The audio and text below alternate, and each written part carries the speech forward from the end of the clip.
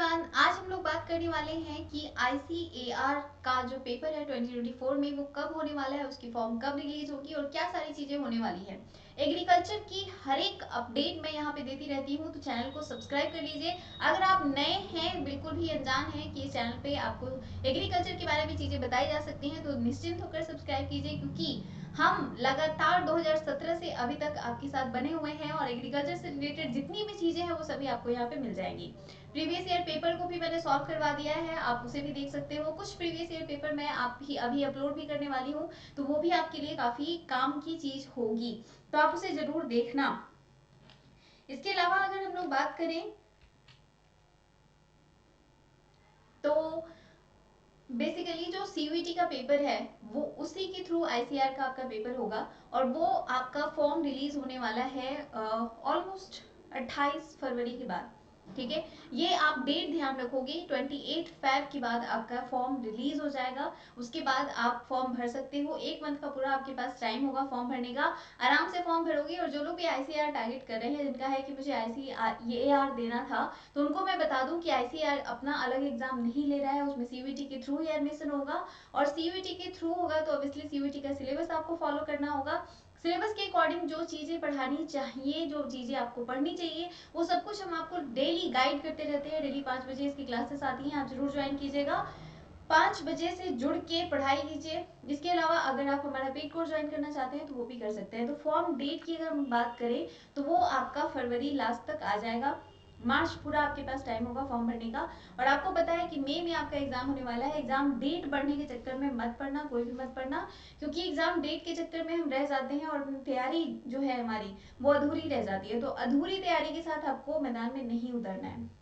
बहुत सारे लोगों का कमेंट आ रहा था कि 2023 में कितने बच्चों ने एडमिशन लिया है आईसीआर में, और 2024 में कितने बच्चे एडमिशन ले सकते हैं। तो आपको बता दें 2023 की अगर हम बात करें तो 30,000 के अप्रॉक्स बच्चों ने एडमिशन लिया है, और इतने तक के रैंक का एडमिशन भी हुआ है अलग अलग कैटेगरीज में।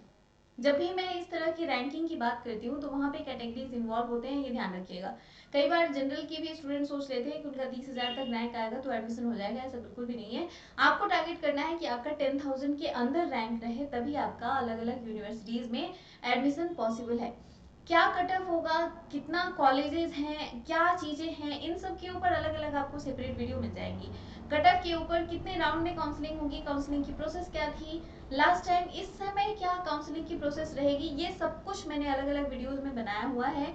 ये आपको एग्रीकल्चर के प्लेलिस्ट में मिल जाएगा, वहां आपको जाना है और उसको देखना है।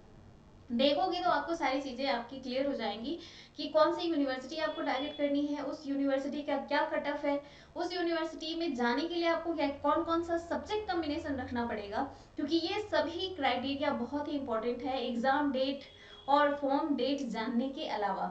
एग्जाम मैंने आपको बता दिया 15 मई के बाद आपका एग्जाम होगा, 15 मई से 31 मई के बीच आपका पेपर होने वाला है। इसके बाद फॉर्म आपका मार्च में आ रहा है, मतलब फरवरी लास्ट समझो मार्च ही है ऑब्वियसली, तो मार्च में आपका फॉर्म आ जाएगा। और आपको फॉर्म में बस इतना करना है कि आईसीएआर को एज ए यूनिवर्सिटी सेलेक्ट करना है। ध्यान से सुनो, मैं फिर से बोल रही हूँ, पिछली बार बहुत सारे बच्चों ने ऐसा नहीं किया था और वो सोच रहे थे कि हमें आईसीआर में एडमिशन मिल जाए, लेकिन नहीं मिला था। तो ये आपको ध्यान रखना है कि जब भी आप सीयूईटी का फॉर्म भरोगे तो वहां पे आप आईसीएआर को सिलेक्ट करोगे। ठीक है, ये चीज आप ध्यान रखोगे।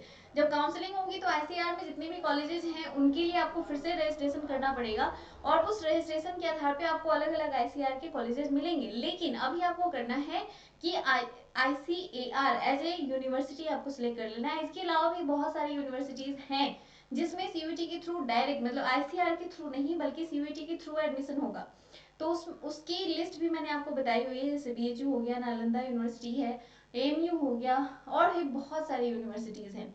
नागालैंड यूनिवर्सिटी है जहाँ पे सिर्फ एग्रीकल्चर के थ्रू आप एडमिशन ले सकते हो। तो ये सब अपॉर्चुनिटीज हैं आपके पास, आप उसे ग्रैब कर सकते हैं।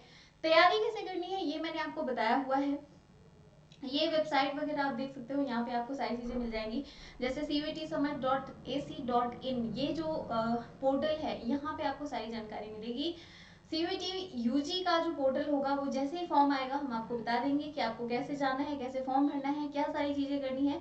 तो उसके लिए आपको निश्चिंत रहना है। बस अभी आपको करना ये है कि आपको बहुत अच्छे से पढ़ाई करनी है। जितना अच्छे से आप तैयारी करोगे उतना अच्छा पेपर आप दोगे, उतनी अच्छी रैंक आपकी आएगी, और रैंक आपकी अच्छी आएगी तो ऑब्वियसली आपको अच्छी यूनिवर्सिटी, अच्छे कॉलेजेस में आपका एडमिशन हो जाएगा। तो इन सब बातों का ध्यान रखोगे। सबसे पहला काम आप करोगे पीवाईक्यू, यानी कि प्रीवियस ईयर पेपर सबसे पहले करना जरूरी है। तो पीवाईक्यू सबसे पहले करो। उसके बाद सिलेबस को देखो कि क्या क्या चीजें हैं।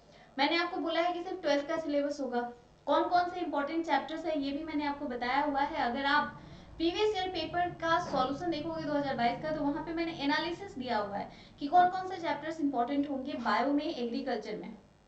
धीरे धीरे केमिस्ट्री और फिजिक्स के ऊपर भी एनालिसिस मैं लेकर आऊंगी कि उसमें भी कौन कौन से चैप्टर आपके लिए जरूरी हैं। अगर आपने अभी तक तैयारी नहीं स्टार्ट की है, आप अभी से शुरू करने वाले हो, तो उन इंपॉर्टेंट चैप्टर्स को पढ़ो जिनसे ज्यादा सवाल आ रहे हैं। तो ये आप ध्यान रखोगे। प्लस सब्जेक्ट कॉम्बिनेशन बहुत ध्यान से चुनोगे। जिस यूनिवर्सिटी को आप टारगेट कर रहे हो वो किस सब्जेक्ट कॉम्बिनेशन पे एडमिशन ले रहे हैं, ये एक बहुत इंपॉर्टेंट पोर्शन है। कितना डोमेन आपको सिलेक्ट करना है। बहुत सारे लोगों का कमेंट आ रहा था कि फॉर्म इतनी देर से क्यों आ रहा है। तो फॉर्म देर से आने के बहुत सारे रीजंस हैं, क्योंकि इस बार बहुत सारे बदलाव किए जा सकते हैं। अब ये बदलाव किस तरह के हो सकते हैं, तो हो सकता है कि आपका डोमेन सब्जेक्ट कम कर दिया जाए। आपका जो पेपर है वो ऑनलाइन के जगह, मतलब ऑनलाइन तो होगा ही, ऑफलाइन भी हो सकता है, डिपेंड्स। तो ऑनलाइन ऑफलाइन इस ये करने के चक्कर में थोड़ा सा लेट हो रहा है कि चीजें क्या की जा सकती हैं, कितने सब्जेक्ट कॉम्बिनेशन एक स्टूडेंट सेलेक्ट कर सकता है। जैसे पिछली बार आप 10 सब्जेक्ट सेलेक्ट कर सकते थे, इस बार ये ऑप्शन है कि सिर्फ 6 सब्जेक्ट आप सेलेक्ट कर सकते हैं डोमेन में। तो इस तरह के प्रोविजन किए जा रहे हैं, और जब भी कोई चेंज लाना होता है या कोई चेंज हो रहा होता है तो उसमें समय लगता है। तो इसलिए इसमें भी समय लग रहा है, तो घबराना बिल्कुल नहीं है। और अच्छे से तैयारी करती रहनी है, जागरूक रहना है, नोटिफिकेशन देखते रहना है, और हमारे चैनल को सब्सक्राइब कर लेना है। यहाँ पे आपको सारी चीजें टाइम पे प्रोवाइड कर दी जाएंगी। आपके लिए जो भी जरूरी होगा, हमारा नंबर आपको दिख रहा है, आप हमारा एप्लीकेशन डाउनलोड कर लो। वहां पे कुछ फ्री मॉक टेस्ट भी आपको प्रोवाइड किए जाएंगे, जो हर वीक आपके लिए आएगा और काफी इंपॉर्टेंट रहेगा, आपको वो करना चाहिए। तो वो फ्री मॉक को आप जरूर लगाइए हमारे एप्लीकेशन पे। इसके अलावा आपको पीवाईक्यू, सिलेबस, सारी चीजें वहां पे मिल जाएंगी, तो उसके लिए भी आप निश्चिंत रहोगे।